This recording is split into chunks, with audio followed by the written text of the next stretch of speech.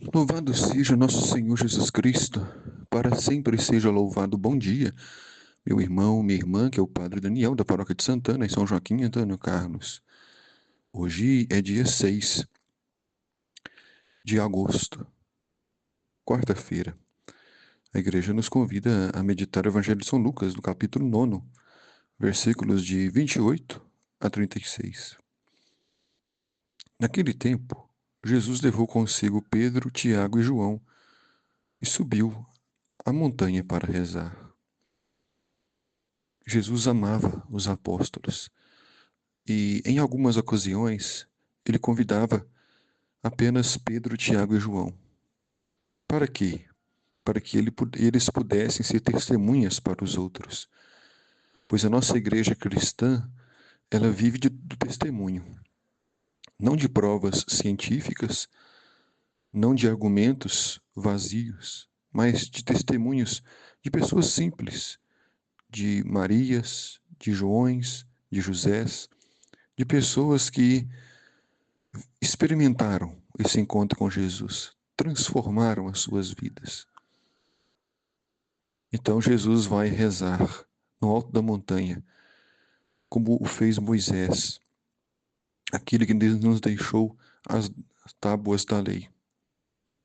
Enquanto rezava, seu rosto mudou de aparência e sua roupa ficou muito branca e brilhante. Jesus, ele é 100% Deus e 100% homem, mas naquela época o que predominava era a aparência humana. A divindade não é algo que se vê. A divindade não é algo que se pode contemplar com os olhos, mas com o coração. Mas Jesus se transfigurou, mudou-se de aparência, para que os apóstolos pudessem também ver a sua divindade, sinais da sua divindade, sinais do seu poder, da sua glória.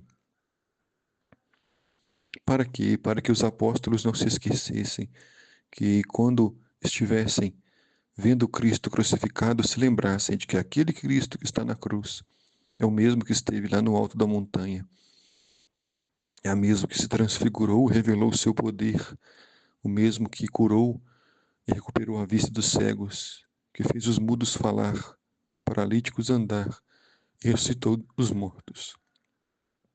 Eis que os dois homens estavam conversando com Jesus. Eram Moisés e Elias.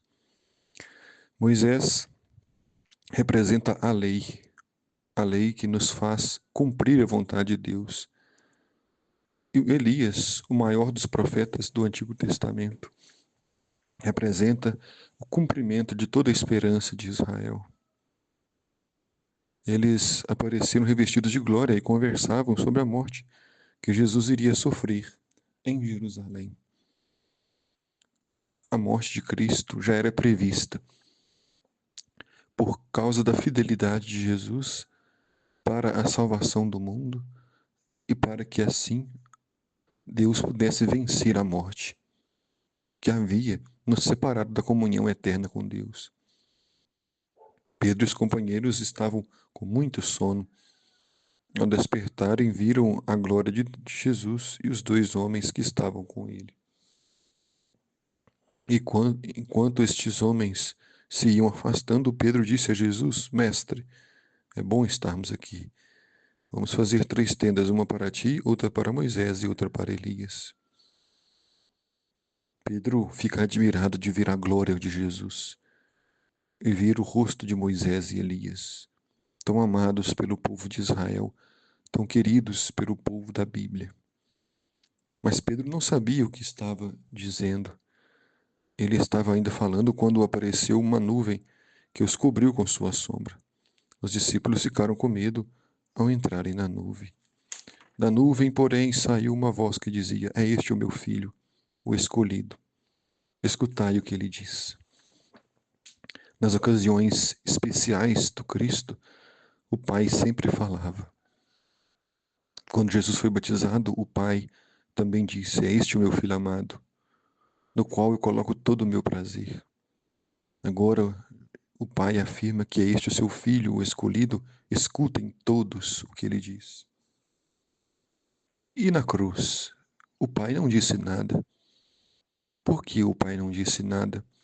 Porque a palavra final do pai será a ressurreição do seu filho, a vitória de seu filho sobre a morte, que vai vencer toda a humilhação.